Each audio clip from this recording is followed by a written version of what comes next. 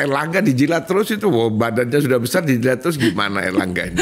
Dijilat akhirnya dia hajar Dewan Pakar dengan komentar-komentar marah semua orang ini orang tua. Jadi ini. sebenarnya tuntutan Anda ini apa sebenarnya Mas Tato? Deklarasi setelah sholat subuh berubah pikiran saya ini Bahwa Erlangga harus mundur. oh, kenapa Anda tidak membelanya? Bukan saya tidak membela, saya sudah bela mulai dari awal. Dia yang tidak mau saya bela. Erlangga tidak mau saya bela.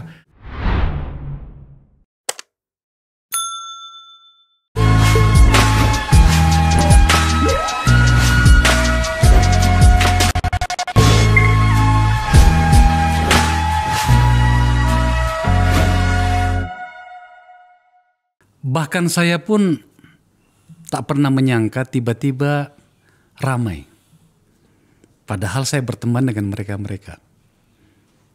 Apa yang saya maksud adalah tentang kekisruhan yang sedang terjadi di Partai Golkar. Semakin lengkap kebingungan saya sebagai masyarakat politik sebab ini mendekati pemilu. Dan ini bukan yang pertama. Serunya memuncak ketika problemnya itu ternyata adalah ketua umumnya, Pak Erlangga Hartarto. Seperti yang kita lihat beberapa malam yang lalu, ya pada saat kami ngambil gambar ini adalah ya tadi malam bagaimana ketua umum Partai Golkar Pak Erlangga Hartarto itu diperiksa sampai 12 jam untuk sebuah kasus korupsi, yakni kasus CPO yang merugikan negara puluhan triliun dan sudah banyak yang tersangka. Ada banyak informasi yang beredar, juga debat-debat di televisi. Tapi tampaknya saya makin bingung sebab debat di televisi itu bicara tentang internal Golkar. Apakah memang internalnya yang bermasalah atau karena ada faktor yang lain di luar? Maka saya mengundang sahabat lama saya, seorang senior Partai Golkar, anggota Dewan Pakar, Ridwan Hisam. Om, thank you ya. Siap. Jadi di antara kami itu panggilannya ini Mas Tato ya, tapi sebagai pejabat di Golkar karena baru jadi anggota DPR baru 5 kali. Kader Orde Baru Sejak dari Orde Baru sudah anggota DPR gitu kan. Mas, pertanyaannya mungkin naif kalau saya bertanya apa yang terjadi. Lebih bagus saya tanya begini. Ya. Kenapa harus mendekati pemilu Anda harus ribut lagi? Awalnya begini. Jadi kita mengesampingkan dulu masalah tadi malam ya, pemeriksaan kejaksaan. Itu pada kan kasus korupsi itu ya. Kasus korupsi. Saya istilahkan itu kalau orang mau menuju ke sesuatu, menggok riting kiri belok kanan. Ya. Jadi kita ini maunya menggok ke kiri, kasih riting ke kiri, tahunya yang muncul kejaksaan. Tapi arahnya tetap Munaslup juga. Nah, itu. Jadi tanpa masyarakat tahu ternyata itu dua problem ini baik di internal maupun di eksternal itu berjalan. Berjalan. Kita tidak tahu, Dewan Pakar tidak tahu sama sekali. Bahwa ada kasus di luar. Bahwa ada kasus riting kanan tadi belok kanan itu kita kan kasih riting. Riting itu kan istilah riting memberi kode. Memberi kode, sinyal. Sinyal. Ada masalah loh. Nah, Dewan Pakar itu. Kalau tapi begitu, masalah internal. Bukan kan eksternal. itu dibahas oleh banyak TV tadi malam. Oh iya, sudah mulai pertama karena pada waktu itu saya yang melontarkan kan. Saya kan rapat rapat pakar itu tanggal 4 Juli. 4 Juli. Nah, pada besok paginya udah berita sudah keluar. Nah itu yang lah kalau gitu saya ikut pada rating pertama saja. Rating pertama. Sinyal pertama. Internal. Apa masalahnya Mas Erlangga sampai kemudian Anda kuyo-kuyo? Tidak dikuyo-kuyo lah, kita memberi peringatan. Biasa kan Dewan Pakar ini kan kumpulan dari pakar-pakar, namanya Dewan Pakar kan. Dari pakar-pakar. Nah, yang punya pengalaman. Nah, pengalaman kan tidak bisa dibeli di toko harus dilewati. Itu para senior di situ. Para senior semuanya. Di situ. Sebut siapa namanya ketuanya Agung Laksono ya, Dewan Pertimbangan Presiden. Ada gubernur, ada beberapa gubernur, mantan duta besar, ada juga di situ ya teman-temannya Bang Akbar semuanya itu. Nah terus mantan DPR paling banyak, ada Rambe, ada Samsul Bahri semua di situ. Ada mantan ketua komisi siapa kalau satu Yasril Ananta. Ada Hari Sohara, sudah semuanya di situ. Ini orang-orang vokalnya Golkar kumpul di situ. Nah. Pada waktu itu ini rapat 3 bulanan, biasa kita rapat 3 bulanan nih. Nah pada waktu itu agenda kaget. yaitu membahas calon presiden. Nah, terus padahal ini rapat yang kedua, setahun yang lalu sudah pernah rapat itu. Saya pada waktu rapat yang pertama membahas itu kurang lebih setahun, saya bilang ini apaan ini, kita kok ada agenda membahas calon legislatif, calon presiden. Nah, kenapa? Katanya Pak Agung. Yang saya bilang yang calon presiden enggak usah dibahas. Caleg aja. Kenapa tidak dibahas? Saya bilang ini berdasarkan fakta. Kita itu tidak pernah punya presiden, ada apa dibahas? Loh, ini kan ada keputusan Munas ya, tapi ini fakta. Tahun 97 waktu terpilih Pak Harto kembali, terus mundur 98, Habibie naik. Tapi begitu 99, Pak Habibie tidak maju. Ikut Pak Akbar, sudah ngikuti lah Bang Akbar waktu itu. Nah, terus muncullah Gus Dur. Golkar mendukung Gus Dur, poros tengah, Golkar terpilih. Waktu itu disampaikan sama Gus Dur, 1 hari sebelum pemilihan, bukan 1 hari, saya pagi bertemu Gus Dur di Hotel Mulia di lantai 38 di kamarnya Gus Dur. Saya dibawa Bang Akbar Tanjung, bukan Akbar Faisal, Bang Akbar Tanjung. Di dalam sudah ada Gus Dur, ada Slamet Effendi Yusuf, ada Alwi Shihab, di situ ada wartawan satu perempuan yang Mbak siapa itu yang dari Australia. Nyampaikan Gus Dur, Bang Akbar, kiai-kiai, para ulama, Mas Haye tadi malam sudah kumpul. Bang Akbar mendampingi saya. Siap Gus, Pak Akbar.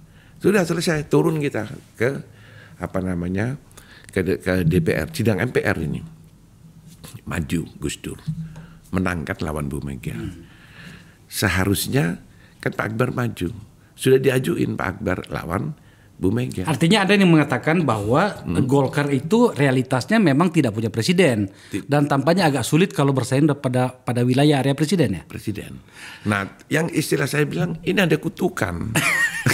Buat Golkar ini ada kutukan. Setelah kita memimpin 30 tahun lebih. Itu kan masa lalu, Mas. Kenapa Anda tidak memberikan, Anda kan Dewan Pakar nih. Kenapa Anda tidak memberikan ruang bahwa mungkin juga Golkar barangkali bisa memenangkan capres kalau sekarang, atau barangkali Anda mengatakan tampaknya untuk diri Airlangga Hartarto itu tidak cukup kuat untuk memenangkan itu. Setahun yang lalu saya belum bicara Airlangga dulu. Oke. Saya bicara masalah stigma yang ada di masyarakat. Golkar belum waktunya jadi presiden. Buktinya 99 begitu Gus Dur turun 2001 ya. Pak Akbar Tanjung lawan Hamzah, kalah Bang Akbar voting. Kalau yang pertama wakil presiden lawan Bu Mega, Pak Akbar mengundurkan diri kan. Ya, gini, sorry Mas, saya pertegas. Artinya Anda sebagai anggota Dewan Pakar mengatakan tampaknya kita realistis, jangan bicara tentang capres. Kita menangkan pileg dulu. Pileg saja. Kita kuasai. Pada saat itu DPR. belum Airlangga belum maju sebagai hasil Munas belum? Enggak, sudah dong. Oh sudah. 2019 kan. Artinya sebenarnya Anda melihat bahwa memang juga pada diri Airlangga itu tidak cukup kuat untuk ditawarkan kepada masyarakat. Juga. Saya sejak 2019 ada jejak digitalnya. Saya diwawancara oleh salah satu televisi CNN waktu itu. Sebelum didok ini keputusan Munas, saya diwawancara, ditanya sama penyiarnya. Saya bilang saya tidak setuju memutuskan calon presiden di dalam. Kan putusannya itu ketua umum calon presiden itu kan. Saya bilang tidak setuju. Kenapa Pak setuju? Ini merugikan Golkar. Saya bilang gitu dan bisa dilihat di menit 35. Kenapa? Apa alasannya? Ya karena saya tadi ada stigma itu. Ini urusan ini urusan langit ini. Oke. Nah, saya kebetulan ini ya meskipun Tawogi tapi kan lahirnya di Surabaya, di Jawa Timur keliling saya. Jawa Timur, Jawa Tengah itu. Ya, ini ada itunya lah, faktor itu. Habis itu kedua kita menang konvensi. Konvensi kita bikin kan hebat itu, heboh. Legislatif menang 2004. Bayangkan partai Golkar yang hancur 2004 menang. Wiranto calon presidennya bersama Gusola kalah sama siapa? SBY JK. JK bukan Golkar loh. jika diusung oleh partai ini. Nah, kenapa Mas? Sorry, saya potong. Kenapa menurut Anda kan Dewan Pakar di situ. Kenapa Golkar selalu harus kalah pada setiap pertarungan capres? Ya, ini ada faktor-faktor. Kalau kita ungkap di sini, dibilang ini Ridwan ini apa ini? Bicara apa ini? Dewan Pakar kok referensinya ya, seperti kan apa-apa itu. Kita pengen dengar, masyarakat juga pengen tahu. Iya. Karena saya ini insinyur. Oke. Ya, insinyur. Tapi karena saya jadi ketua partai Golkar Jawa Timur, saya harus berkeliling Jawa Timur. Di daerah-daerah, di dalam posisi Golkar hancur, terpuruk yang harus dibubarkan. Masa itu? Itu. Sampai kantor kita 22 kantor dibakar. Satu itu karena apa? Karena saya lawan. Istilahnya kalau kita di Ewako, saya bilang gitu. Orang-orang saya lawan tuh akhirnya marah kan, dibakarlah kantor-kantor kita. Nah pada waktu saya keliling, saya tuh bukan keliling saja ke masyarakat, ke orang-orang tua. Disitulah kekuatan partai Golkar. Makanya sampai hari ini Golkar ada itu di situ kekuatannya itu. Orang-orang tua, para kiai, para masai, pondok-pondok pesantren. Bukan pondok-pondok pesantren besar, pondok-pondok pesantren yang kecil-kecil. Istilah saya bilang kiai kampung. Istilah kiai kampung itu saya sama sastronya Gus Dur. Karena waktu itu dia saya bawa keliling. Para romo-romo, orang yang di gunung, yang ada di pantai-pantai selatan. Saya datengin semuanya.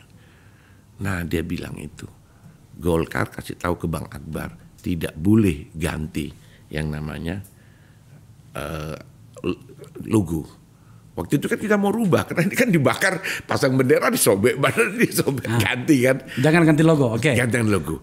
Satu kata pun, sampai istilahnya itu golongan karya yang di dalam selempangnya itu kan harus diganti partai kan. Ada partai. Tidak diganti. Okay. Waktu itu sudah bilang, Bang jangan Bang, pesannya begini-begini. Kekuatan kita tuh di sini. Partai ini logonya itu melalui satu proses meditasi, istikharah dan lain-lain lah itu. Itu terus muncul. Tidak diganti sama Bang Akbar. Akhirnya kan orang kaget. 99 kita masih nomor 2. Padahal pada waktu itu istilahnya tinggal 2,5% kita. Akhirnya 2004 menang. Ya, saya terpaksa kan harus bersama mereka terus. Dan alhamdulillah 2004 itu kenapa kita menang? Karena saya bersama mereka.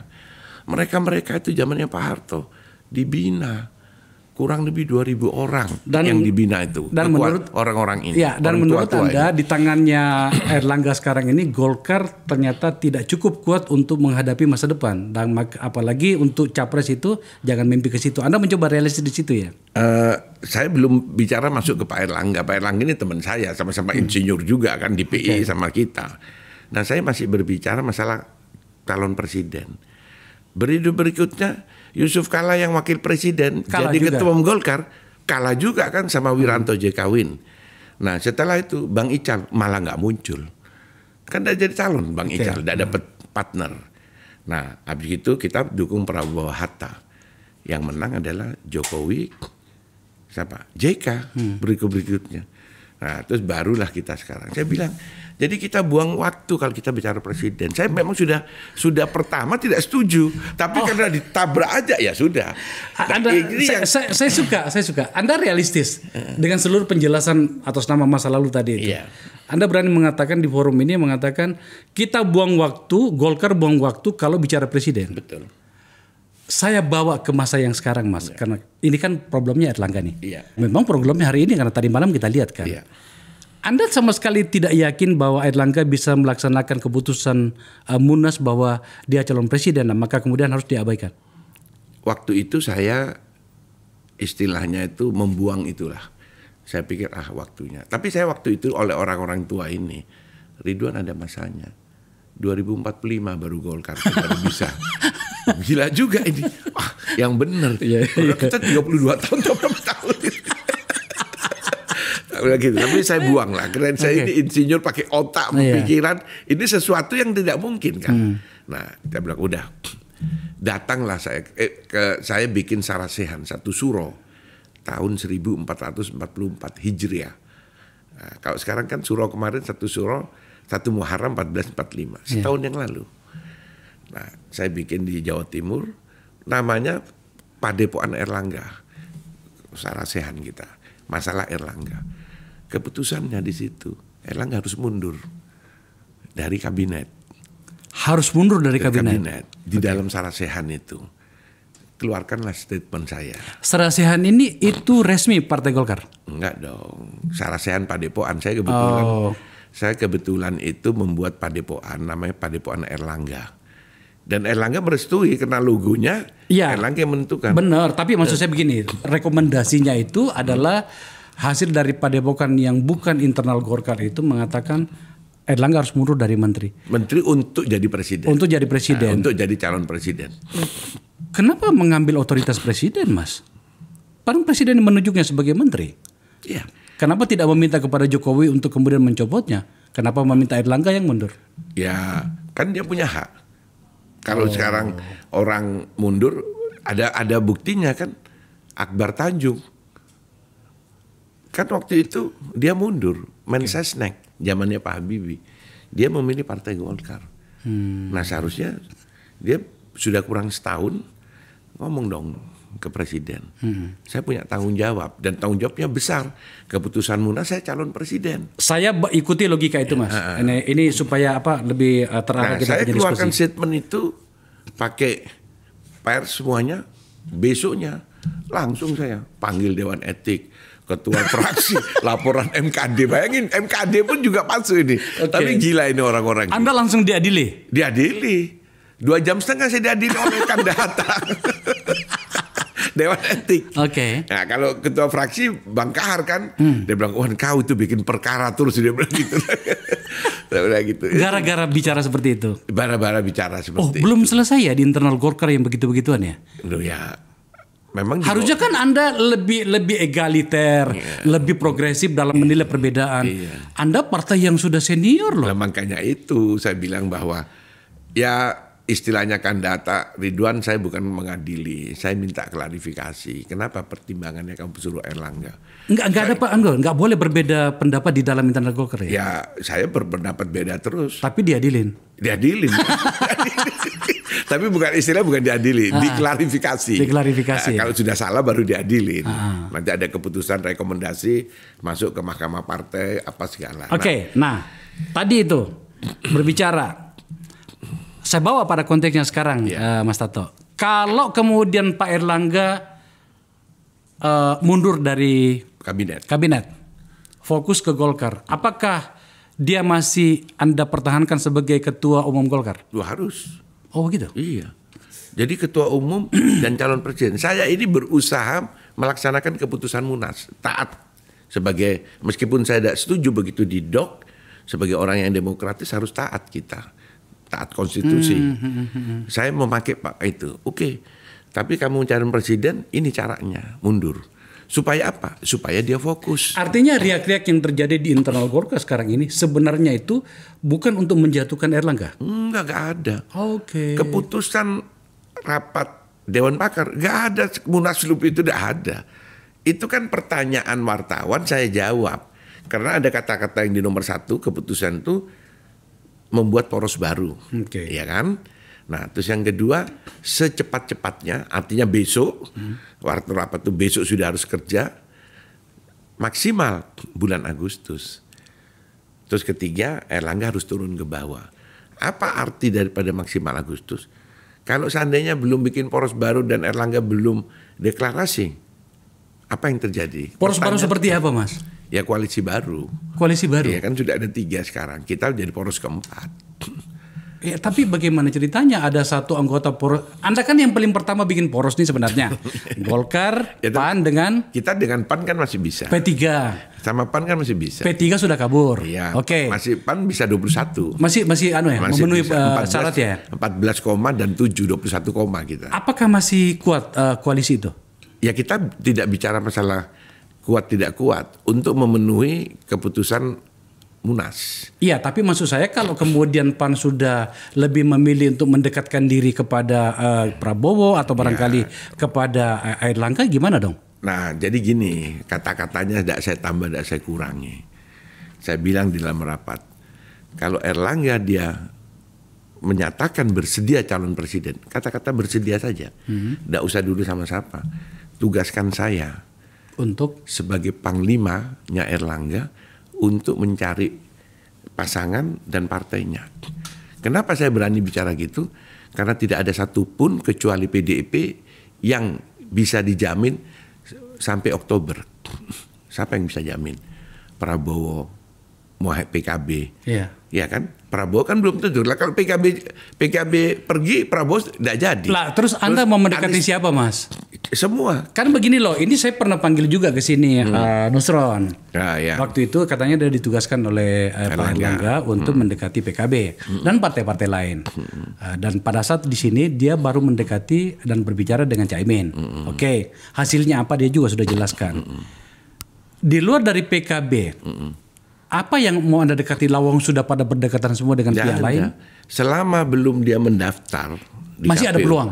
Ya sudah pasti dong. Kita ini kan orang yang sudah biasa seperti itu. Oke. Selama belum ada. Saya ini di Jawa Timur ya, Bang Mas Akbar saya melihat, saya 2003 diangkat oleh Gus Dur calon wakil gubernurnya PKB. Kafir Ridwan Hisam. 2003 dipilih oleh DPR, saya kalah. Padahal habis Gus Dur turun itu, Jawa Timur yang bergejolak. Nah itu satu. Kedua, 2008 saya diambil oleh Ibu Mega, Sucipto Ridwan. Bisa, dengan PKB bisa, dengan PDP bisa. Tergantung keyakinan. Nusron ke Caimin. Ya tidak didengar Nusron sama Caimin. Apa hubungannya? Tapi insya Allah kalau saya bicara sama Caimin, apalagi sama Gus Durian, ya insya Allah. Oke, nah, itu satu. Oke. Terus yang kedua, dengan siapa? Dengan AHY, Partai Demokrat, dengan PKS, dengan Nasdem mungkin. Tapi Nasdem mungkin tidak etis kalau saya ganggu. Karena dia sudah yang mendeklarasikan mendeklarasikan Anies. Ya sudah itu, masih bisa. Saya mau fokus ke situ, Mas. Saya dengar-dengar Airlangga ini ya? Tentu saja boleh. Saya dengar-dengar ada banyak sinyal, biasalah seperti itulah politik kita ya. Airlangga itu digergaji baik oleh internal maupun dari pihak luar itu gara-gara membangun komunikasi dan atau bermain mata dengan kelompok Anies. Apakah seperti itu? Kalau saya menganggap enggak lah. Enggak ya? Enggak lah. Bahwa itu kan yang namanya politik kita kan kita harus terbuka dengan siapapun. Golkar itu waktu di Jawa Timur itu dibakar-bakar kan, isunya kan dibakar oleh kelompoknya Gus Dur.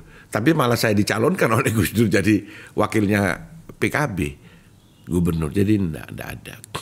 Malah saya dorong untuk berkomunikasi dengan siapapun, termasuk dengan Bang Surya. Ada pertemuan di pulau apa sih kan ada. Kalau kemudian dan itu tidak disembunyikan, kecuali kalau disembunyikan ini expose, dia bawa teman, dia bawa apanya yang di ini kan. Tidak ada masalah. Saya dengar ada komunikasi yang mencoba untuk disamarkan antara Pak Erlangga dengan Anies, sampai ada, kalau saya nggak salah, salah satu senior YouTube itu mengatakan sampai berganti mobil 4 kali katanya untuk bertemu itu. Apakah karena itu atau gimana, Pak Tato? Saya kira itu, saya juga tidak yakin lah untuk apa sih mau ketemu terus harus 4 kali ganti. Yang ditemuin ini kan Anies. Anies kan resmi. Dan foto saya sama Pak Anies, saya share kemana-mana. 2 hari yang lalu saya ketemu sama Pak Anies di airport. Bang Surya dari Bali, kebetulan terlambat karena ada Pak Jokowi mau ke Solo, kita di Halim, ketemu ngobrol kita. Tak share sama saya ke Dewan Pakar segala. Tapi itu saya. Kalau Pak Erlangga mungkin enggak apa-apa, tidak ada masalah. Di Golkar tidak ada masalah. Kalau menjadi calon presiden dengan 2 calon barangkali agak susah ya. Mas Anies adalah calon presiden, Pak Erlangga atas hasil munas kalian calon presiden juga. Ya, kan bisa dirubah jadi wakil presiden. Ya, itu dia. Nah, kalau seperti itu realitasnya atau keinginan Pak Erlangga misalnya, apa sikap Anda? Kalau bicara dengan Anies, saya tidak bicara masalah itu. Saya mau bicara. Misalnya Mas, artinya kan gini, Anda itu atas nama Dewan Pakar dan seorang Ridwan Hisam yang senior, tampaknya punya banyak pikiran. Kan seharusnya begitu partai politik. Harus ada banyak pikiran, harus banyak ide, banyak gerakan, banyak manuver gitu ya. Kalau ternyata seperti itu, Anda setuju atau Anda akan memberikan dukungan kepada Airlangga? Untuk bersama dengan siapa? Anies. Saya kurang bisa memberikan pendapat masalah calonnya dulu. Karena saya masih berpegangan bahwa keputusan Munas. Karena keputusan Munas itu sebagai capres. Tapi kan kata Anda tadi kan bisa diubah juga. Bisa diubah, tapi kan melalui Munaslup. Itu mekanisme, Mas. Iya, tapi ini kan gini loh. Kenapa sampai saya tanyakan soal ini? Karena ya kita tak usah tutup-tutupi lah. Ada banyak informasi di luar sana yang mengatakan Airlangga yang kata banyak orang di internal Anda difasilitasi oleh Pak Jokowi, tanda petik fasilitasinya menjadi ketua umum Golkar. Saya korbannya. Kalau urusan itu tidak usah. Saya terang-terangan. Saya tidak mau ngomong tapi Anda mengatakan. Oke. Dari 9 calon, 4 tidak lolos verifikasi. Ya. Ketuanya itu Maman. Tanya panggil Maman. Kenapa itu? Kok Ridwan hilang itu? Oke. Habis gitu 5 masih ada. Pagi saya ditelepon, saya bilang aja lah Agus Gumiwang telepon saya, Mas di mana? Ini kita ketemu. Saya di Surabaya memang. Saya baru mendarat jam 1 di airport. Dipanggil sama ketua umum, kita ketemu. Nggak bisa, saya jam 1 mendarat. Saya waktu itu bendahara umum Satkar Ulama Indonesia. Kita perbaikan kantor itu apa itu? Merehab kantor. Nah, dirawat saya ke sana dulu, bisa sekitar jam 4-an. Ya oke, ditunggu di rumah. Apa keputusannya waktu itu? Suruh mundur. Yang suruh mundur saya siapa? Kahar Musakar, Aji Samsudin, Agus Gumiwang. Bertiga, suruh mundur. Bamsud sudah mundur. Kalau Bamsud sudah begitu suruh mundur dia sama Agun Gunanjar, Sudarsan, seperti kita semua. Ali Yahya, mundur semua 3, 4 tidak lolos. Saya suruh mundur, saya bilang, saya salah apa? Saya bilang gitu. Nah itu yang saya maksud, Mas. Jadi kembali lagi pada yang saya sampaikan tadi. Anda boleh membantahnya atas nama Golkar bahwa kenapa sampai kemudian Airlangga harus berada pada posisi hari ini dan kemudian harus kita bahas adalah sudah dimediasi, difasilitasi, entah benar entah tidak untuk menjadi ketua umum. Tentu saja ya pada posisi itu tegak lurus dong. Ya, tapi ternyata kemudian belok kemana-mana dan akhirnya ketahuan. Maka kemudian keluarlah istilah Anda tadi ada 2 sinyal nih, sinyal kanan, sinyal kiri, belok kanan, belok kiri. Ternyata dua-duanya ada Airlangga di situ. Sinyal kanannya adalah di internal Golkar. Keduanya itu tadi pada kasus itu. Maka kemudian kembali pada pertanyaannya adalah apakah karena itu kemudian Airlangga harus menerima risiko ini meskipun Anda putar-putar mengatakan bahwa ada mekanisme dan ada pendapat dari berbagai pihak lah yang harus kemudian Airlangga harus kita sikapi seperti ini. Saya ini adalah kader yang saat ini termasuk senior. Karena yang lebih senior Bang Akbar Tanjung, Bang Ical kan sudah tidak mungkin berkiprah. Kalau saya ini kan masih umur 65, jadi masih bisa lah. Masih muda. Ya, umur 30 tahun saya sudah jadi sudah pengurus Golkar, saya masih Orde Baru itu. Nah, sama Opung. Opung dan Rem Malang waktu itu. Dan Rem Madiun bukan Malang. Nah, jadi begini, orang tidak menyangka, bukan tidak menyangka, tidak mengerti apa itu Golkar. Keputusan Munas 1 Golkar itu di Jawa Timur, di Surabaya, di Juanda Airport itu, tempatnya tentara sana. Munas ada di situ. Nah, Munas itu salah satu keputusannya karya kekaryaan doktrinnya Golkar itu. Tulisannya karya siaga gatra praja. Setiap kader Golkar harus berkarya, bekerja sesuai dengan bidang profesinya masing-masing, karya siaga untuk pemerintah. Tameng, gatra itu kan Pak Tameng dia. Tamengnya pemerintah, praja. Jadi kalau dikatakan bahwa Pak Jokowi cawe-cawe di Golkar, memang Golkar yang membuka diri kok.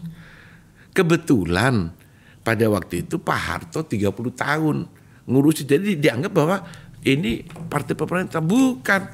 Begitu Gus Dur terpilih jadi ketua presiden, Golkar ikut sama Gus Dur. Terus yang kedua, Bu Mega, ya kita bersama Megawati. Kalau SBY memang dulu ABRI kan Golkar, otomatis. Jokowi, JK kita masuk. sekarang masuk. Tidak pernah Partai Golkar itu beroposisi dengan pemerintah. Malah itu maksudnya. Ini banyak orang tidak mengerti. Makanya saya bilang, kalau dibilang presiden, jadi bukan Jokowi, presiden, siapapun, di Golkar, ketua Dewan Suro. Dewan Suro itu istilahnya tidak ada lagi. Kalau penasehat segala kan masih, penasehat kayak zaman Pak Harto lah, penasehat itu full. Nah kalau Dewan Suro itu juga full. Ketua Dewan Suro apa yang disampaikan. Saya pada waktu itu bukan mau melawan ada bisik-bisik bahwa Erlangga yang jadi. Saya menginginkan Golkar ini sudah paradigma baru loh. Jangan dibawa yang lama lagi. Ada ini. Akbar Tanjung saja terpilih melalui proses reformasi demokrasi. Ada Panglima TNI, ada siapa Sultan, Bang Akbar Tanjung. Akbar Tanjung terpilih. Lah kok era sekarang habis itu main penunjukan tidak boleh ada yang calon. Saya bilang enggak, saya calon terus. Pecat saya kalau memang tidak boleh. Akhirnya saya jalan proses. Tahunya di apa? Diaklamasikan. Mestinya pemilihan tanggal 5, tanggal 4 diaklamasikan. Ya, artinya, itulah salah satu makanya proses demokrasi yang saya harus tegakkan di Partai Golkar paradigma baru. Lah iya, artinya kan kemudian kita harus kembali pada poin kita Mas bahwa Airlangga telah menerima sebuah tanda petik fasilitas politik. Betul. Yang dimana korbannya adalah salah satunya adalah Anda. Dan kemudian kalau begitu, apalagi memang sejarahnya Partai Golkar tak pernah berada di luar kekuasaan, maka mbok tahu diri. Mbok tahu diri. Kira-kira begitu kan? Setuju. Ya memang harus begitu. Lah iya. Nah, kalau begitu, saya ingin jawaban yang agak tegas dari Anda. Menurut Anda, Airlangga sudah mulai tidak mau dicawe-cawein oleh kekuasaannya? Saya tidak tahu.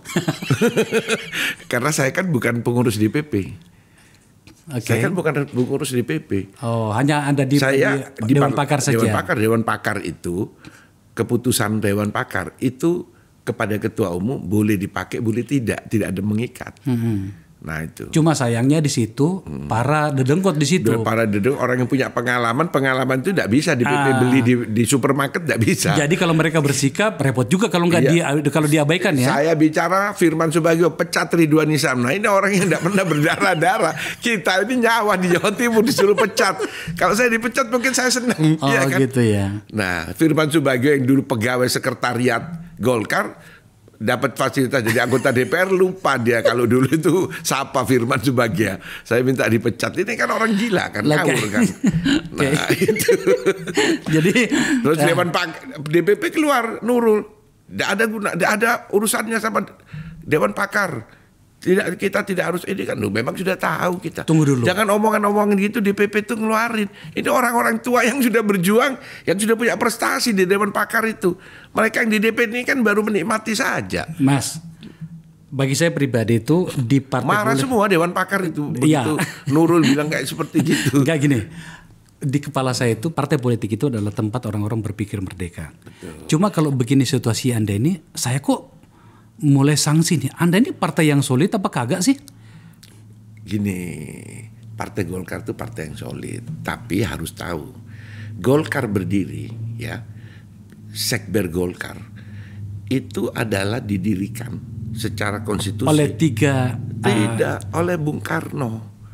Ini tidak pernah diekspos. Kan tidak pernah diekspos. Orang bilang Soeharto. Saya berpikir Soksi Kosgoro dengan apa tadi? Bukan itu Kino. Nanti dulu. Sejarahnya kita pemilu tahun 55. Ya. Terpilihlah yang namanya anggota DPR. Pemenangnya ada 4 yang besar kan sudah tahu semua, tidak usah kita bahas.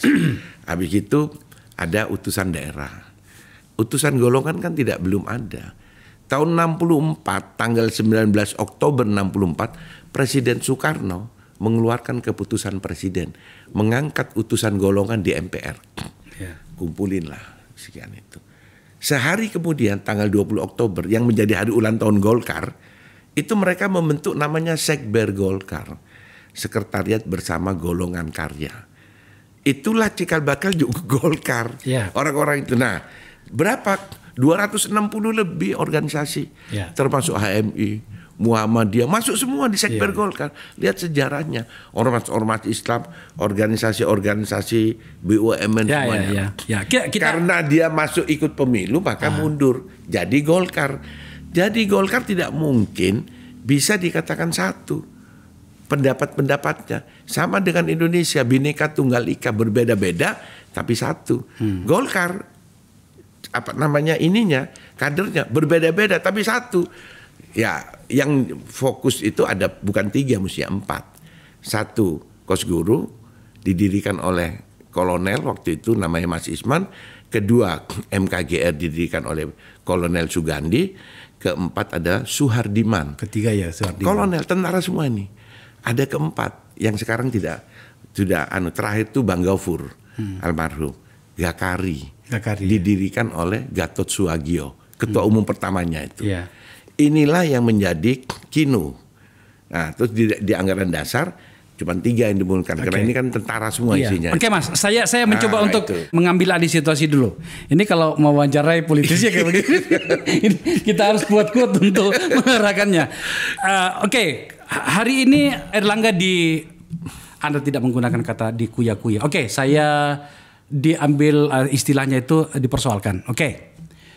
Dia yang mempersoalkannya adalah Anda dan teman-teman di Dewan Pakar gitu kan. Ternyata tuntutannya itu sederhana sih sebenarnya. Airlangga deklarasi sebagai capres. Kalau perlu bikin poros baru.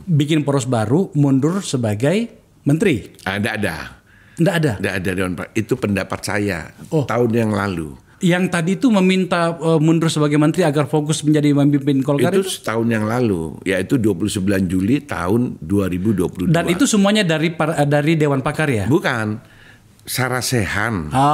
Satu Suro, Padepokan Airlangga. Padepokan itu memberikan masukan.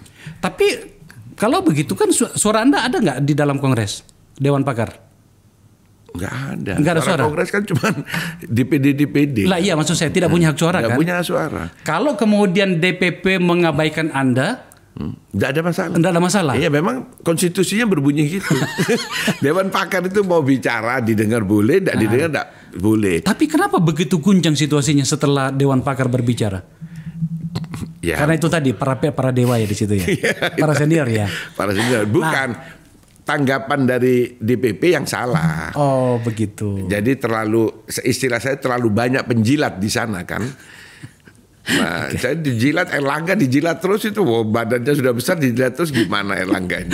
Dijilat akhirnya dia hajar Dewan Pakar dengan komentar-komentar, marah semua orang ini, orang tua. Jadi sebenarnya tuntutan Anda ini apa sebenarnya, Mas Tato? Deklarasi apa? Sebagai calon presiden. Iya. Lah kan sudah di dalam Munas itu kan otomatis dia sudah calon presiden. Enggak dong. Satu kata pun Airlangga belum bunyi bahwa saya siap jadi calon presiden. Apa masalahnya kalau dia belum deklarasi? Loh, itu mungkin akan naik. Cuman 0,7. Bagaimana? Yang kedua bikin poros. Bikin poros baru itu rekomendasi. Iya, tapi nanti kan satu proses kan. Dalam bayangan Anda kalau bikin poros itu dengan siapa? Dengan siapapun. Ya coba setidaknya ada 1-2 nama lah, Mas. Loh, dengan PKB bisa. Dia sudah bersama dengan Prabowo kok. Di mana? Mereka sudah tekan-tekanan, peluk-pelukan gitu kan. Sampai itu ini politik. Ini politik ya. Ini politik. Jangan kayak saya insinyur 2+2 4. Politik itu 2+2 7. Kita ikuti logika itu. Nah, terus kemudian realitasnya 0, sekian. Anda mendorong Airlangga untuk mendeklarasikan sebagai calon presiden untuk naik elektabilitasnya. Dalam waktu seperti ini masih bisa ditarik. Insya Allah bisa karena Golkar ini jaringannya kan. Mas, Pak Prabowo dengan Ganjar itu sudah di atas 30% loh pada beberapa survei loh. Anda masih 0, sekian. Bisa ngejar? Ya bisa. Bisa ya? Bisa. Kita pakai jaringan Golkar. Semuanya kader-kader teritorial digunakan. Ini kader teritorial tidur semuanya, atau mungkin dipakai ke teman-teman yang lain, atau dipakai oleh Nasdem, dipakai oleh Gerindra, dipakai atau Demokrat, atau deklarasi sebagai calon wakil presiden. Tidak, calon presiden. Bahwa nanti menjadi wakil presiden itu proses. Tapi dia harus angkat dulu calon presiden. Oke, saya ikuti logika Karena itu. gini kan nanti itu di Oktober lah. Oke, saya paham. Jadi proses. Mas, ya, saya harus strike dikit nih. Iya. Sebagai calon presiden, siapa menurut Anda calon wakil yang ada di benak Anda teman-teman di Dewan Pakar atau di benak Mas Toto? Calon wakil presidennya adalah yang diusulkan oleh nanti yang kita koalisi. Kita berikan hak kepada mereka. Oke, kalau itu udah sebagai calon presiden. Kalau dia sebagai calon wakil presiden, menurut jenengan, siapa kira-kira yang paling dekat dengan Anda hari ini? Apakah Prabowo, Ganjar, atau Anies? Kalau lihat sejarah dengan Prabowo. Dengan Prabowo. Sejarah ya. Sejarah. Dengan tanpa sejarah? Dengan tanpa sejarah, ya dengan Nasdem. Ketua Dewan Pembina Golkar itu. Kalau berarti artinya dia bersama dengan orang yang diusung oleh Nasdem. Ya terserah. Iya, karena kan logikanya tadi mengatakan kalau dengan Nasdem berarti kan. Tapi kan tadi tanya wakil presiden. Wakil presiden. Kan tidak mungkin Anies dijadikan wakil presiden oleh Nasdem kan. Kalau Erlangga menjadi wakil presidennya? Jadi wakil presidennya ya kita partai lebih besar kita sama Nasdem. Ya nggak logik juga ya. Iya. Oke. Nah. Kalau begitu ceritanya, kita mungkin dengan Ganjar wakil presiden mungkin. Dengan Prabowo juga. Dengan Prabowo juga, karena Prabowo kan kan ada sejarahnya Prabowo ini, bukan ujuk-ujuk Gerindra kan. Dia ini adalah peserta konvensi Golkar. Mas Toto, kayaknya saya harus memaksa Anda ini. Ini sebenarnya Anda mau bawa kemana pembicaraan ini dan arahnya kemana sebenarnya? Saya menginginkan ada pembelajaran politik. Baik ke internal Golkar maupun kepada masyarakat. Bahwa demokrasi itu harus kita tegakkan. Di Golkar itu seperti ini. Nah, saya melihat bahwa kita masyarakat ini terpecah. Harus dengan ini, itu tidak boleh. Proses aja demokrasi dijalankan. Saya agak bingung dengan logika dan pilihan diksinya Mas Tato ini. Kan Golkar juga sudah melakukan seperti apa yang dilakukan oleh partai lain, melakukan negosiasi, komunikasi, bahkan sudah membuat poros sendiri yang pertama bahkan dan kemudian bubar ya. Saya nggak ngerti apa masalahnya antara PAN, Golkar dengan P3. Maksud saya, secara politik Anda sudah melakukannya. So tiba-tiba mendekati pemilu, tiba-tiba menjadi ribut. Anda tidak khawatir itu bisa menjadi backfire bagi Anda? Gini, malah dengan ribut ini, kalau ini penyelesaiannya bagus, Golkar menang pemilu. Seperti apa penyelesaian yang bagus? Karena begini, Golkar itu tidak bisa. Sluman-slumun selamat itu tidak bisa. Golkar itu sluman, slumut, goro-goro. Baru dia menang. Oh gitu ya? Iya. Jadi memang sengaja untuk dibuat ribut gitu? Ya bukan. Ya alam yang bikin ribut. Tapi bisa menang dengan begitu? Bisa. Logikanya gimana Mas? Ya tidak ada logika politik itu. Gimana mau dilogikakan? 2020, 2004 apa ada orang berpikir Golkar jadi pemenang pemilu? Ternyata bisa ya? Ternyata bisa kan. Goro-goro kan. Oh. Tahun 71 ada goro-goro, tahun 65. Jadi Golkar ini muncul karena goro-goro. Kalau tidak ada goro-goro tidur semua itu kader Golkar di bawah itu. Begitu ada ribut ini, bangun lu. Ada apa Golkar? Mereka yang lari-lari kemana-mana jadi calon-calonnya capres-capres lain kembali semua. Oh begitu. Nah, ini kita bangunkan orang tidur. Dan orang yang pergi rekreasi ke partai-partai lain, kembali kau punya Golkar ini harus kita selamatkan ini. Saya ikut itu. Asik nih. Saya ikut itu. Nah sekarang dari goro-goro ini muncul beberapa nama yang akan menjadi pengendali Golkar. Saya buka. Karena itu sudah menjadi rahasia umum juga sih meskipun masih terbatas. Ketua umumnya adalah Pak Luhut Binsar Panjaitan. Ada juga keinginan dari Bahlil Lahadalia, ya junior kita ini yang sekarang memimpin BKPM. Itu untuk ketua umum.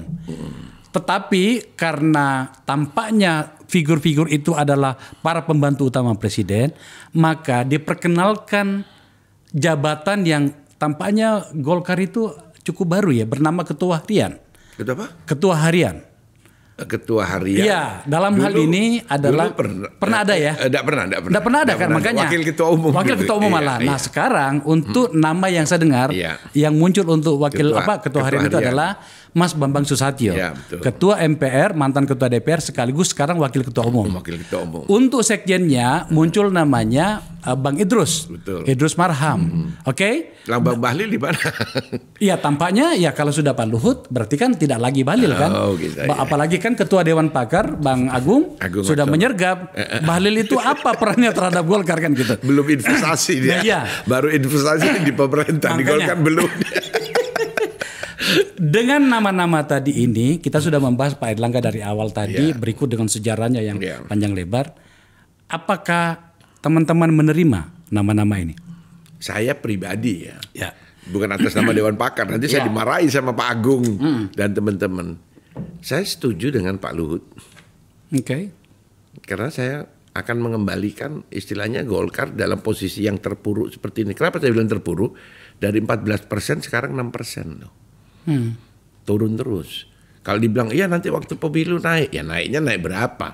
Naik tetap di bawah 14. Oke. Kembali. Siapa? Ya kita harapkan pemimpinnya kembali ke tentara. Dalam hal ini Purnawirawan. Karena Golkar tadi itu 4 itu siapa yang didirikan?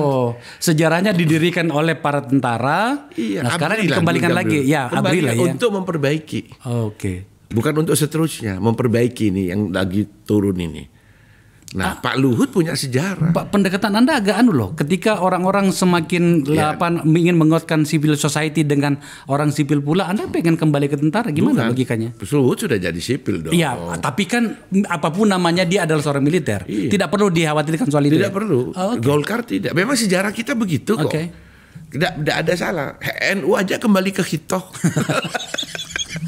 Iya, oke. Itu NU loh. Oke, Pak Luhut ya. Ya, Luhut. Ketua harian Anda setuju diperkenalkan ketua harian? Dulu, siapa Luhut? Oke. Karena Ridwan ini kok tentara. Luhut punya sejarah sukses. Oke. Pada saat pemilu di Jawa Timur, ya, nasional 60%, dan Danrem itu kan ada beberapa kabupaten di daerah Mataraman itu, 90%. Artinya dia pernah sukses memimpin. Ya, dan itu temannya Anda sejak dari dulu. Sejak dulu saya ketua umum HIPMI, dia Danrem. Ya, masuk barang itu. Ya. Oke. Nah, itu terus sampai ini. Tapi saya tidak pernah komunikasi, tidak pernah berhubungan. Oke. Nah, itu. Tapi saya punya tahu sejarahnya. Saya pernah didoktrin oleh Luhut. Waktu itu Pangdam Jawa Timur adalah R. Hartono, Jenderal Hartono. Mestinya kan Asos Polkodam yang memberikan arahan. Oleh Pak Hartono, Luhut yang disuruh. Oke, clear soal Pak Luhut. Untuk tapi itu pribadi Anda ya. Pribadi. Pribadi. Kalau ketua harian Anda menurut Anda itu Golkar memang layak untuk mendapatkan ketua harian, dan itu adalah Mas Bambang Susatyo. Ya, ini kan mungkin karena keadaan darurat. Oke. Kan cuma 6 bulan ini. 6 bulan ya. Dan saya bilang juga kenapa Luhut? Karena kita cari pemimpin yang super hebat. Nah, saya ini biasa. Kalau Bahlil itu belum super hebat tapi tapi kalau dia menang pun ya tidak apa-apa. Kalau ketua umum Pak Luhut tadi kita sudah bahas. Oke. Kenapa? Ya? Karena 6 bulan. Nah, kenapa Bambang Susatyo? Ya dia sekarang wakil ketua umum. Ya. Satu. Terus yang kedua dia ketua MPR. Mantan ketua DPR. Mantan ketua DPR, dia punya pengalaman tentang Golkar juga. Ya dari dari sipil kan. Anak kandung Golkar beneran. Anak Golkar kandung, dan dia anaknya Abri juga kan tentara, dia. Ya. Anak tentara kan, anak polisi kan dia. Artinya Anda setuju dengan apa yang berkembang di memori publik itu ya? Oke. Sampai situ dulu Mas. Ya. Sekarang mau tidak mau kita mendekati waktu nih. Saya ke itu tadi sinyal kedua. Sinyal kedua apa? Yang bukan kantong kanan tadi, sinyal kedua kan Golkar gitu kan. Iya. Pertanyaannya begini.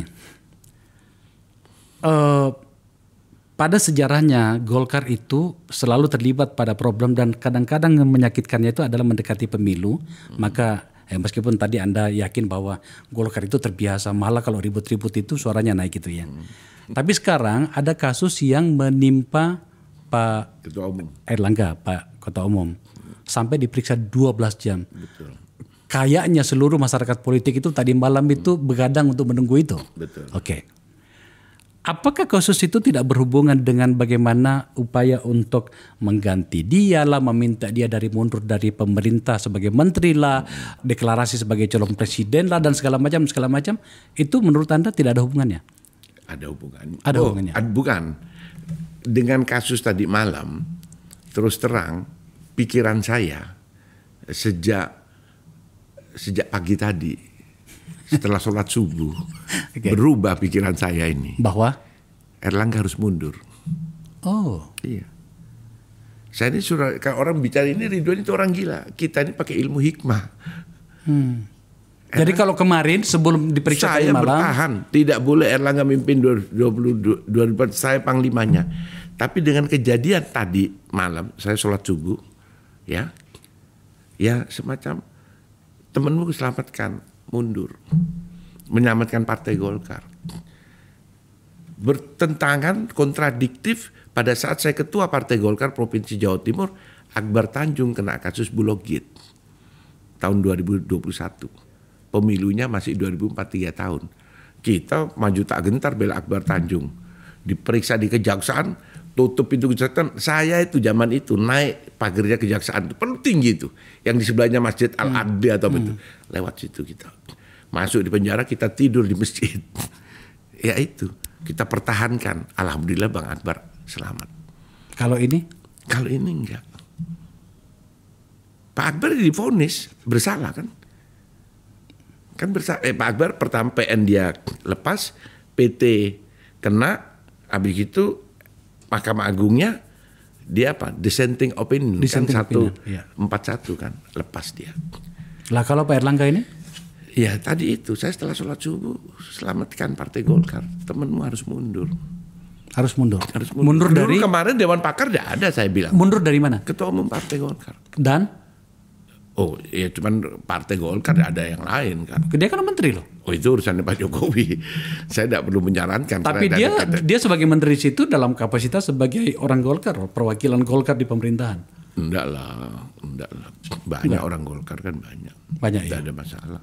Siapapun. Jadi Anda pengen, ya sudahlah kalau urusan menteri silakan Pak Jokowi. Iya. Tapi untuk ini Untuk mundur. menyelamatkan Partai Golkar. Kemarin itu Anda tidak minta mundur, Anda hanya minta dia deklarasi. Untuk jadi presiden sungguhan. Presiden gitu kan. Kalau sekarang kan presiden palsu-palsu. Erlangga presiden, Erlangga itu sampai ke desa. Habis itu orang tanya siapa Pak Erlangga itu. Itu pada kader Golkar. Saya ini kan turun ke desa. Saya itu bukan di Jakarta. Jumat, Sabtu, Minggu saya di Dapil. Mau apa namanya reses, tidak reses saya pulang di Malang. Dapil saya kan Malang. Itu kasus apa sih sebenarnya sampai apa CPO itu yang dikenakan ke Pak Erlangga sampai 12 jam diperiksa itu apa ya? Makanya kalau untuk klarifikasi kan cuma 2 jam, 3 jam. 2 jam lah paling banyak. Mungkin yang lama 1 jam untuk ngisi macam-macam identitas kan biasa. Iya. Nama, ibu, siapa itu segala pengalaman itu sudah. Kalau 12 jam kelamaan ya? 12 jam itu lama sekali. Berarti serius ya? Serius. Dan ini bukan terus habis itu hilang, dipanggil lagi. Bisa-bisa minggu ini, minggu depan. Tapi kalau saya sudah dibilang harus mundur, ya kalau Pak Erlangga tidak mau ngikuti, saya ini kan senior Erlangga kalau bicara senioritas. Anda kan harus membela ketua umum Anda seperti Anda melakukan pada ketua-ketua umum yang lain. Kenapa Anda tidak membelanya? Bukan saya tidak membela, saya sudah bela mulai dari awal. Dia yang tidak mau saya bela. Erlangga tidak mau saya bela. Padahal saya ini kalau manggil Erlangga bukan Mas Erlangga, Raja Erlangga. Di HP saya kalau tidak percaya. Raja. Namanya Raja Erlangga, bukan Erlangga. Dia manggil saya Mahapati, Gajah Mada. Karena isi, bayangin zaman waktu pertandingan di Bali, Erlangga itu cuma dapat 14 suara. Saya dukung Erlangga. Karena zaman waktu itu Bang Akbar dukung Erlangga, Mahdi Sinambela semuanya. Artinya Anda lebih dulu menjadi elit dibanding Erlangga? Bukan, mendukung Erlangga di Munas Bali. Yang kalah nomor 8, ada 8, Erlangga itu nomor 7. Menang Syahrul Yassin Limpo dapat 26, Erlangga dapat 14. Waktu Akom melawan siapa namanya? Setia Novanto. Saya sudah ikut Erlangga. Mas. Gitu. Jadi begitu dekatnya saya sama Erlangga. Iya, saya paham. Nggak, maksud saya begini. Oke, kita sudah bahas tadi di internal Golkar. Yeah. Akhirnya kesimpulannya jatuh juga bahwa setelah saya sholat subuh tadi, kalau kemarin hanya meminta dia deklarasi capres, sekarang malah meminta dia mundur. Wes mundur, gara-gara kasus ini juga. Iya. Dari kasus sebelah, kan kita membahas 2 layer tadi, tidak tahu, tapi kalau diperiksa sampai 12 jam, pasti tidak sederhana. Maka keluarlah keputusan Anda, ya mundur deh gitu ya. Mundur aja lah. Mundur ini menyelamatkan partai. Nah, karena opini yang namanya korupsi itu kan musuhnya rakyat. Ya. Oke, nah saya mau tanya gini Mas. meskipun Anda tampaknya Golkar itu sudah berpengalaman menghadapi keributan seperti ini, tapi Anda lagi-lagi tidak khawatir bahwa mendekati pemilu ribut-ribut seperti ini itu malah akan membuat Anda menjadi semakin declining nantinya. Partai Golkar? Ya. Insya Allah enggak kalau dipegang oleh orang yang tepat. Dan itu adalah Luhut. Itu adalah Luhut Binsar Panjaitan. Saya panggil Cak Opung. Cak. Oke. Cak Opung. Oh begitu. Iya. Cak Opung. Terakhir Mas. Tadi saya catat loh ini. Golkar itu selalu membuka diri kepada pihak lain hingga kemudian itu sering menghadapi huru-hara lah. Goro-goro istilahnya gitu, karena memang sejarahnya memang tidak pernah menjadi oposan gitu ya, selalu menjadi pendukung pemerintah. Gatra praja. Iya, dan kemudian dari sisi itulah kemudian masuklah istilah saya itu berbagai anasir. Semoga saja anasirnya positif. Pertanyaan terakhirnya gini, kapan kira-kira Golkar bisa melepaskan diri dari peluang dikuyo-kuyo dan menghadapi goro-goro dari pihak luar untuk kemudian Golkar tampak seperti menjadi sebuah partai yang betul-betul kuat, tangguh, tanpa membuka diri untuk berbagai anasir yang membuat Anda itu selalu ribut seperti ini? Kapan? Kalau menurut yang saya sampaikan di depan, setelah 2045. Setelah 100 tahun Indonesia merdeka. Baru bisa. Kenapa seperti itu? Ya karena pengalaman saya ya. Pengalaman spiritual saya keliling Jawa Timur, Jawa Tengah. Di situ saya tidak pernah masuk di Jawa Barat sekali-sekali lah. Saya bertemu dengan orang-orang itu. Ada perjanjian tanah Jawa. Nah itu. Pak Akbar Faisal hebat. Tidak akan jadi presiden Republik Indonesia. Kalau bukan dari Jawa ya. Ya itu dia. Jawa itu pun juga lawu. Boleh orang protes sama saya, ya tidak apa-apa, ini hak saya bicara kok. Perjanjian tanah Jawa itu harus kita ngerti. Saya cerita sama Bang Ical lama diskusi masalah ini. Kalau wakil presiden ya memang seperti itu. Bung Karno, Bung Hatta kan. Ya itu. Nah jadi kenapa kok begitu? Ya tidak tahu kenapa dulu begitu. Saya ini kan cuma menjalankan yang namanya budaya, tradisi yang ada di sini. Karena saya di mana? Saya lahir di Surabaya. Anda bisa melemahkan semangat kader-kader Anda loh di lapangan atau di daerah. Untuk apa? Masalah presiden? Iya. Saya memang sudah bilang kok. Saya tidak setuju. Saya kan tidak setuju. Nanti saya kirim ke Pak Akbar ya, CNN. Tanggal 4 Desember 2019, menit ke-35. Saya kirim ke Erlangga itu. Ini loh, omongan saya ini 3,5 tahun yang lalu. Saya buka juga di Dewan Pak. Ini 3,5 tahun lalu. Pada sisi yang lain, saya mau fire. Pada sisi yang lain, begitu banyak gugatan kepada Erlangga memang yang saya dengarkan juga. Apa sih? Kenapa? Bagaimana gugatan formula? Masalah apa? Gugatan masalah apa? Menyangkut dengan kepemimpinan Erlangga di internal. Saya bilang sebenarnya bahwa apa yang terjadi? Erlangga itu teknokrat. Dia kan bukan aktivis seperti Pak Akbar kayak saya. Kita ini aktivis, saya itu aktivis 7778. Masih masuk mahasiswa ITS 1 sudah langsung demonstrasi. Turunkan Pak Harto. Pada waktu saya ketua Golkar Jawa Timur, saya didemo oleh mahasiswa-mahasiswa. Ada 5 perguruan tinggi. Dikepung yang namanya kantor Golkar itu. Oh itukah yang dimaksud dengan Pak Erlangga itu adalah politisi ningrat? Ya begitu. Begitu. Okay. Kalau kita ini kan di tempat dari goro-goro kita ini kan. Terjadi keributan kita sudah biasa hadapin. Malah kalau tidak ada goro-goro kita yang bikin goro-goronya supaya terjadi ribut itu. Nah jadi saya bilang teknokrat dia. Tapi kenapa jadi pemimpin pada waktu itu? Ya saya kan tidak dukung, saya calon ketua umum kok. Jadi jangan salahkan. Waktu saya rapat Dewan Pakar, semua ribut kan, ngomong apa kok tidak ada bagusnya lah. Saya bilang, saya berbicara 3 sebelum terakhir. Karena memang sama Agung, saya tidak boleh bicara di depan, suruh belakang. Saya bilang, kita sudah dengar, semuanya ini kita yang salah. Kenapa memilih Erlangga jadi calon ketua umum? Saya tidak ikut salah, cuman saya yang benar sini. Saya bilang gitu. Karena saya calon ketua umum yang tidak pernah mundur sampai hari ini. Saya bilang gitu. Mas, Yang paling terakhir, Anda bersikap begini terhadap Erlangga, apakah karena Anda sakit hati dikalahkan oleh Erlangga? Enggak, saya tidak untuk jadi menang kok. Oke. Saya menegakkan paradigma baru Partai Golkar yang sudah disepakati zaman Pak Akbar. Menjadi partai modern, partai yang terbuka, partai yang dari bawah ke atas. Tidak dijalankan. Oke. Mas Tanto. Saya protes terhadap paradigma baru Golkar yang dikesampingkan. Oke. Bukan untuk kepentingan saya. Kepentingan saya sudah selesai 5 periode. Bayangin, saya sekarang tidak caleg juga. Nggak caleg ya? Saya bilang kali ini, saya bukan caleg. Jadi jangan dianggap saya punya kepentingan lagi. Kepentingan. Saya tidak ada. Kepentingan saya Partai Golkar menang 2024. Iya. Mas Ridwan Hisam alias Om Tato, sebenarnya senior saya dalam banyak forum, dalam banyak kisah gitu senior saya. Terima kasih telah berbicara dengan kita di sini. Saya berharap Partai Golkar sebagai partai yang modern, partai besar, partai yang punya pengalaman dan hampir semuanya teman-teman saya di sana itu bisa menyelesaikan masalahnya. Oke. Jadi saya terima kasih sekali ke Akbar Faisal, uncensored tuh. Karena saya terpengaruh juga uncensored ini, omongan saya tadi ini baru pertama saya bicarakan di sini, terutama hal-hal masalah-masalah yang tadi itu, termasuk saya minta mengundurkan diri. Mungkin hari ini baru saya cuap-cuap ini. Pertama saya ini. Dan di sini tidak ada yang dipotong, Mas. Tidak ada yang dipotong. Sudah. Gitu. Alhamdulillah.